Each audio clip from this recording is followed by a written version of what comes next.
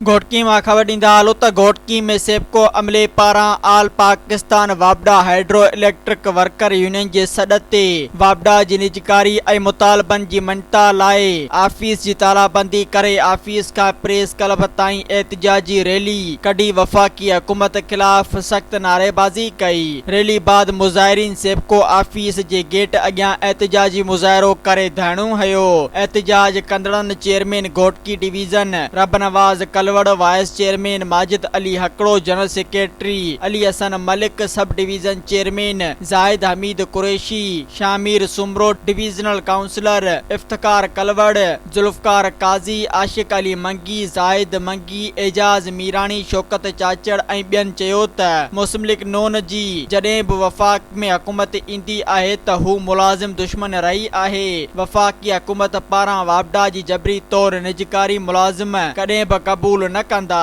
IMF जे इशारे ते वापडा खे प्राइवेट करण वारो फ़ैसिलो वापसि न वरितो वियो त 17 तारीख़ ते इस्लामाबाद जे डी चौक ते तारीख़ी एहतिजाज कयो वेंदो, जेको मुलाज़िमनि जे जाइज़ मुतालबनि 8 सालनि खां मुलाज़िमनि जी नई भर्ती जबरी तौर